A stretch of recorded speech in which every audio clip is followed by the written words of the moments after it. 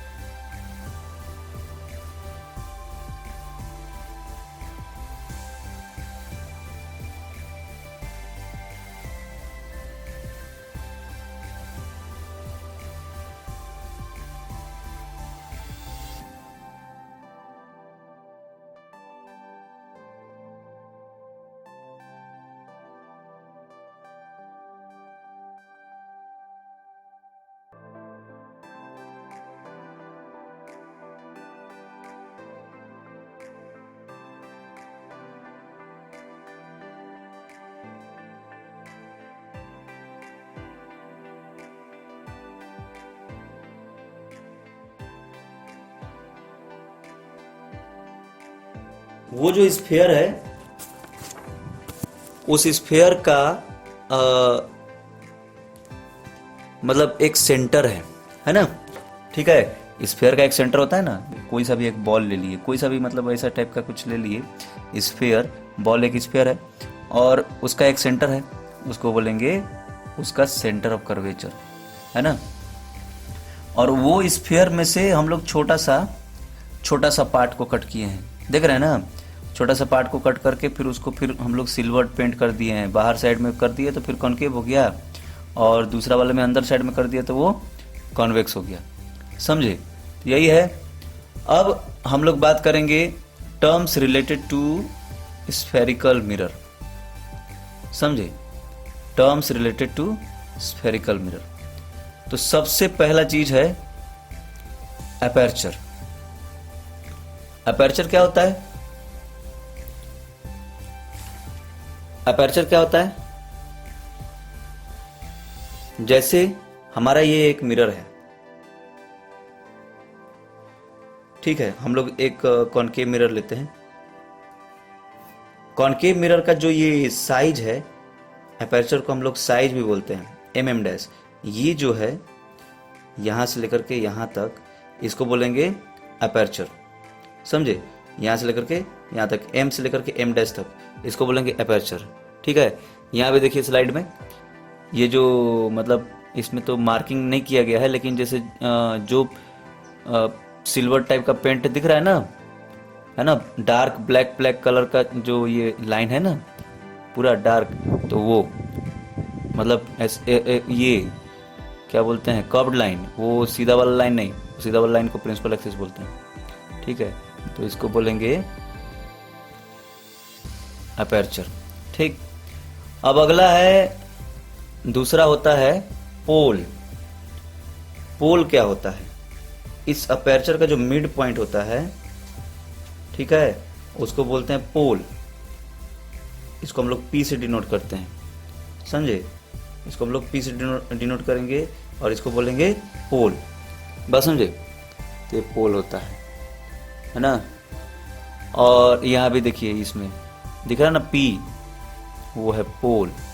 फिर दोनों में, कॉनकेव मिरर में भी कॉन्वेक्स मिरर में भी, दोनों में एक ही मतलब एक ही काम होता है। नेक्स्ट है centre of curvature. Centre of curvature क्या होता है, ये देखिए, ये इसी में समझ में आ जाएगा, ये स्लाइड में।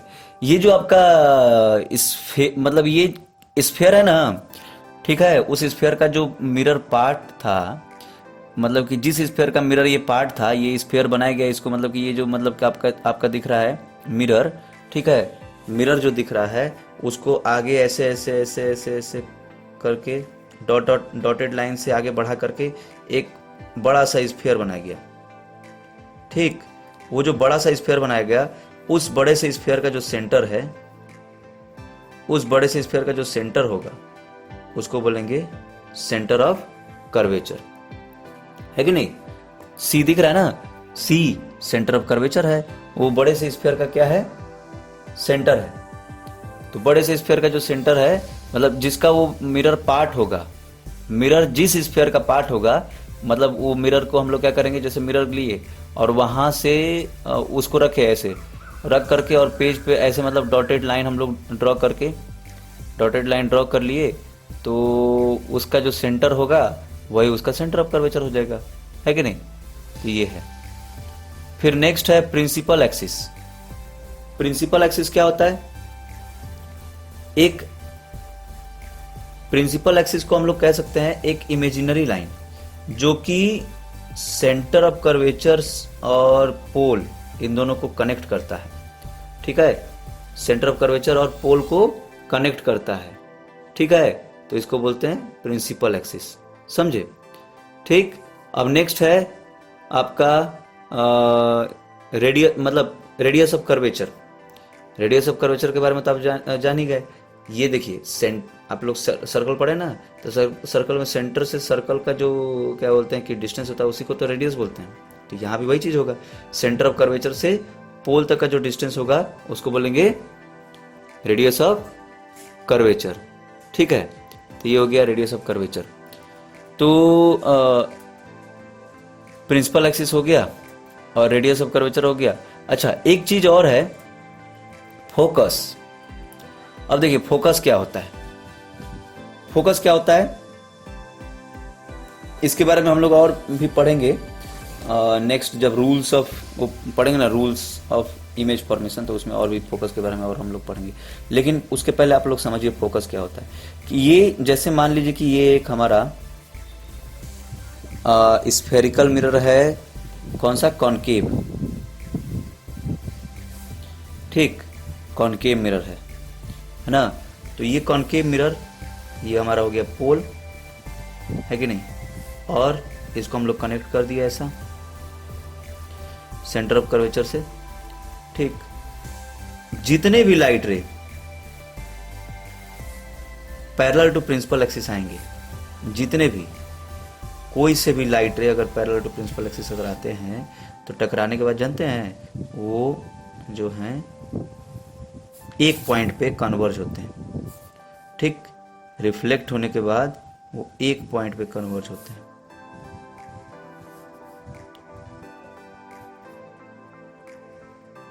क्योंकि ये जो हमारा मिरर है ना, जैसे ये आया और टकराया, टकरा करके फिर एक पॉइंट पे कन्वर्ज हो गया, जिसको कहते हैं मतलब एक पॉइंट पे फोकस हो गया, आप लोग बोलते हैं फोकस हो गया। तो फोकस करने का मतलब कि टकराया, टकरा करके एक पॉइंट पे सारे के सारे एक पॉइंट पे मिले, उस पॉइंट को हम लोग बोलते हैं फोकस। ठीक है, ये जो मिरर है ये कन्वर्जिंग मिरर होता है। ठीक है, कन्वर्जिंग मिरर मतलब सारे लाइट रे को, जितने भी पैरेलल लाइट रे आते हैं तो उनको एक पॉइंट पे कन्वर्ज कर देता है। ठीक है, तो इसको हम लोग ये जो आपका क्या बोलते हैं कॉनकेव मिरर है, इसको हम लोग कन्वर्जिंग मिरर भी बोलते हैं, समझे। तो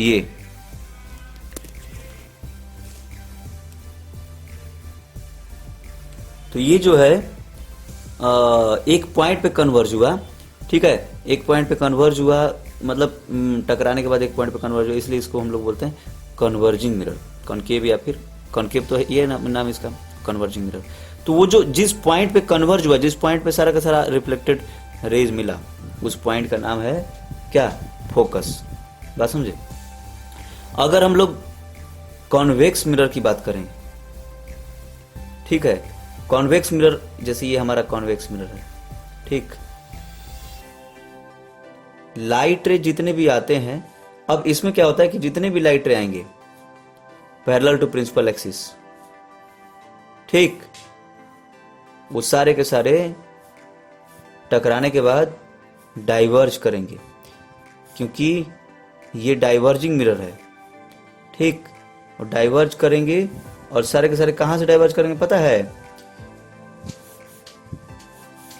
ये सारे के सारे एक पॉइंट से डाइवर्ज करेंगे, और उसी पॉइंट का नाम है, और वो पॉइंट प्रिंसिपल एक्सिस पे लाई करता है। ठीक, उस पॉइंट को हम लोग बोलते हैं फोकस। ठीक, फोकस से डाइवर्ज करेंगे, बात समझे। तो मतलब कॉन्वेक्स मिरर में डाइवर्ज करता है और कॉनकेव मिरर में कन्वर्ज करता है। एक कॉनकेव मिरर में एक पॉइंट पे टकराने के बाद सारे के सारे एक पॉइंट पे कन्वर्ज कर गए, और कॉन्वेक्स मिरर में जो है वो मतलब टकराने के बाद डाइवर्ज कर रहे हैं और एक पॉइंट से डाइवर्ज कर रहे हैं, उस पॉइंट का नाम फोकस है। ठीक है, तो यही होता है फोकस। अब फोकस, अब जैसे हम लोग ये रहा कॉनकेव मिरर, और ठीक है, और ये पोल है, और ये सेंटर ऑफ कर्वेचर है, और ये हमारा फोकस है। ठीक, तो फोकस से लेकर के ये पोल तक का जो डिस्टेंस है इसको बोलते हैं फोकल लेंथ। ठीक, तो हम लोग अब देखते हैं एक बार फिर से सारे टर्म्स को। सबसे पहला, जैसे ये हम लोग एक कॉनकेव मिरर के बारे में देख लेते हैं, कॉनकेव मिरर के बारे में बात करते हैं। ठीक है, सबसे पहला ये हो गया हमारा अपर्चर, एम डैश हो गया अपर्चर। एम डैश का मिड पॉइंट हो गया पोल, है कि नहीं, इसका जो मिड पॉइंट है वो पोल हो गया। और अच्छा एक चीज और, ये मतलब यहाँ पे इसका सेंटर ऑफ कर्वेचर लाई करेगा। ठीक, सेंटर ऑफ कर्वेचर यहाँ पे लाई करेगा सी, और ये मतलब कि जो लाइन जो सी और पी को ज्वाइन कर रहा है, ये प्रिंसिपल एक्सिस हो गया, है ना, ये हो गया प्रिंसिपल एक्सिस। ठीक, ये हो गया हमारा सेंटर ऑफ कर्वेचर, सी को हम लोग क्या बोलेंगे, सेंटर ऑफ कर्वेचर। और सारे लाइट रे एक पॉइंट पे फोकस कर रहे थे, उसका नाम हम लोग रखे थे, वो फोकस करने वाला अभी हम दिखा नहीं रहे, सिर्फ हम अभी इसी में बता देते हैं, उसका नाम रखे थे एफ यानी कि फोकस, और ये हो गया पोल। और यहाँ सी से लेकर के पोल तक का जो डिस्टेंस था उसको रेडियस ऑफ कर्वेचर बोल रहे थे, और जिसको आर से डिनोट करते हैं। और ये एफ से लेकर के पी तक का जो डिस्टेंस है इसको एफ यानी कि फोकल लेंथ बोलते हैं। ठीक है, तो ये डायग्राम है, अब आप इसको बनाइएगा, और इसके टर्म्स हम यहाँ लिख देते हैं। मतलब ये जो है हमारा एम डैश, ये हो गया अपर्चर। ठीक है, अपर्चर हो गया। फिर उसके बाद आपका पी हो गया पोल। ठीक है, और फिर उसके बाद आपका सी हो गया सेंटर ऑफ कर्वेचर, उसका डेफिनेशन अभी लिखा गया है। ठीक, सेंटर ऑफ कर्वेचर। और ये आपका एफ हो गया फोकस, समझे। फिर उसके बाद ये जो आपका आर है ये हो गया रेडियस ऑफ कर्वेचर, ठीक। और ये जो स्मॉल एफ है इसको बोलेंगे फोकल लेंथ, ठीक। और ये हमारा पी एक्स लिख देते हैं, पी एक्स जो है वो प्रिंसिपल एक्सिस, तो इसको आप लोग नोट कर लीजिएगा। अब नेक्स्ट है रे डायग्राम, मतलब rules for image formation. Rules for image formation क्या होगा, देखिए सबसे पहले अगर जैसे सबसे मतलब रूल्स ऑफ इमेज फॉर्मेशन का सबसे पहला रूल है कि अगर कभी भी लाइट रे, जैसे ये हमारा मिरर है, लाइट रे अगर पैरेलल टू प्रिंसिपल एक्सिस आएगा, ठीक, ये हमारा प्रिंसिपल एक्सिस है ना, पैरेलल टू प्रिंसिपल एक्सिस आएगा तो टकराने के बाद हमेशा फोकस से पास करेगा, जिस पॉइंट से पास करेगा वो उसका फोकस होगा, ठीक है। तो पहला है, तो जब भी कभी पैरेलल टू, ये प्रिंसिपल एक्सिस के पैरेलल आ रहा था ये लाइट रे, ये जो लाइट रे है वो प्रिंसिपल एक्सिस के पैरेलल आ रहा है, तो टकराने के बाद रिफ्लेक्ट होने के बाद फिर ये कहाँ से पास करेगा, फोकस से, है कि नहीं, ये ठीक। ये मतलब कि कॉनकेव में हो गया। कॉन्वेक्स में अभी हम लोग पढ़े थे कि डाइवर्ज होगा, या मतलब इसमें तो कन्वर्ज हो रहा है और उसमें डाइवर्ज होगा फोकस से, इसमें कन्वर्ज होगा फोकस पे और उसमें डाइवर्ज होगा फोकस से, है ना, जो ये हम लोग देखे थे। जैसे ये है ना, ये कॉन्वेक्स है, यहाँ लाइट रे आ रहा है तो फिर इसको आप पीछे बढ़ा दीजिए थोड़ा, तो ये डाइवर्ज होगा कहाँ से, फोकस से, समझे। तो ये ऐसे एरो बनाना जरूरी है, ठीक है। तो ये हो गया। दूसरा कंडीशन है, दूसरा लॉ है कि दूसरा कहता है कि जब भी कभी light ray passing through focus after reflection will be parallel to the principal axis. जब भी कभी लाइट रे फोकस से पास करता है, ठीक, फोकस से अगर पास करता है, जैसे ये फोकस से पास कर रहा है, ठीक है ना, तो जब रिफ्लेक्शन होगा तो रिफ्लेक्शन के बाद क्या होगा, ये प्रिंसिपल एक्सिस के पैरेलल हो जाएगा, ठीक। ऐसा ही कॉन्वेक्स मिरर में भी, जैसे कोई एक लाइट रे, एक लाइट रे आ रहा है फोकस की ओर, ये लाइट रे फोकस की ओर आ रहा है, ठीक है, इधर फोकस है, ये फोकस की ओर आ रहा है, तो ये रिफ्लेक्ट होने के बाद ये प्रिंसिपल एक्सिस के पैरेलल हो जाएगा, बात समझे। तो ऐसा होता है, ये दूसरा है। और तीसरा कहता है, थर्ड नंबर का है कि जब भी कभी लाइट रे सेंटर ऑफ कर्वेचर से पास करेगा तो रिफ्लेक्शन होने के बाद कोई डिविएशन नहीं होगा, है ना। जैसे ये सेंटर ऑफ कर्वेचर है, तो सेंटर ऑफ कर्वेचर से कोई लाइट रे अगर सेंटर ऑफ कर्वेचर से पास कर रहा है तो रिफ्लेक्शन अगर होगा ना तो वापस उसी पाथ पे चला जाएगा, ठीक, समझे। चाहे वो कॉनकेव मिरर हो या फिर कॉन्वेक्स मिरर हो। कॉन्वेक्स मिरर में, अच्छा एक चीज़ आपको हम बताना भूल गए कि जो कॉन्वेक्स मिरर होता है उसका सेंटर ऑफ कर्वेचर जो है अपोजिट साइड में रहता है, ठीक है, अंदर साइड में रहेगा, क्योंकि ये भाई इसका स्फीयर तो इधर बन रहा है ना, इधर बन रहा है, इधर तो नहीं बन रहा है, तो इसीलिए इसका स्फीयर जब इधर बन रहा है तो फिर मतलब सेंटर ऑफ कर्वेचर इस साइड रहता है, इसमें इस साइड रहता है और इसमें अपोजिट साइड रहता है। तो जैसे लाइट रे कोई आया, ये सेंटर ऑफ कर्वेचर की तरफ आ रहा है ना, ये सेंटर ऑफ कर्वेचर है, तो टकराने के बाद फिर उसी पाथ पे वापस चल जाएगा, बात समझे। तो ऐसा होता है, यही है, ये 3 रूल्स हैं। अब इसके बाद जो है image formation by spherical mirror, इसको हम लोग बाद में पढ़ेंगे। ओके, थैंक यू, नमस्कार।